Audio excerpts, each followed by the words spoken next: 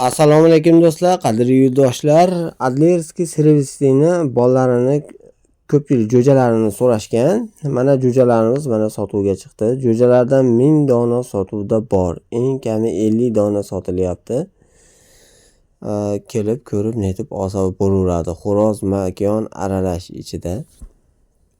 Jo'jalarimiz hozirgacha hamma vaksinalar qilinyapti. Buni enalari Qirg'izistondan привозной kelgan ekan. Egasi reklama qilib bering degani uchun reklamaga qo'yib qo'yganmiz. Egasini nomerini pastga описаниеga, kommentariyaga qadab qo'yaman tepaga. Keyin videoni tagida ham egasini nomeri bo'ladi. Bemalol aloqaga chiqib, telefon orqali gaplashib netib olaverasizlar. Dastavkalari bo'ladi. Dastavkalar faqat alohida hisoblanadi. Jo'jalarimizni hozirgi holati, hozirgi bu videodagi 19 kunlikligi tashlab bergizdi. Endi keyingi videolarda xudo xolasa o'zini real videolarini olib tashlaymiz. 27-mart sanasiga 51 kunlik bo'lyapti. 27-mart 2025-yil sanasiga. Narxlari 50 ming so'mdan nimaga donalilarga, misol 50 ta, 100 ta, 150 ta, 200 ta oladiganlarga 200 tadan ag'iga 45 ming so'mdan qilib berilaveradi. Ob'yem doim arzon yuradi. Shuning hisobiga ob'yemda oluvchilar arzonroq olishlari mumkin bo'ladi. Egasining takliflariga qaraganda eng kamida 50 ta sotsam yaxshi bo'lardi. Mayda juda pul bo'lmaydi degan deyilgan gap bo'lyapti.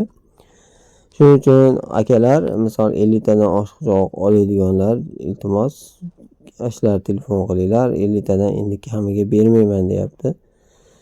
Endi yana mo'shti bunaqa qilsa ham bo'ladi. Misol bir siz 20 ta oladigan bo'lsangiz, keyin yana kimdir 30 ta oladigan bo'lsa, ikkalaringga 50 ta qilib bitta chiqarib olsa ham bo'laveradi. Shunaqa imkoniyatlarni ham qilib berilaveradi.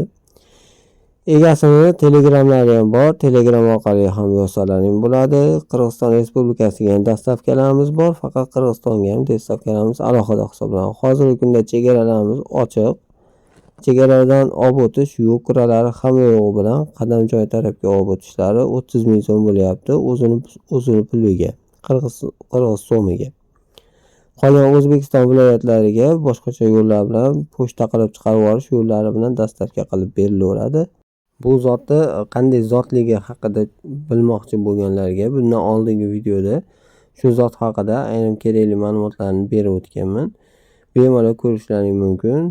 Aloqador videolarga qo'yib qo'yaman. Bundan keyingi videoda aynan o'sha to'g'lar emas, lekin to'g' haqidagi ma'lumot deyishdinglar bundan keyingi videoda.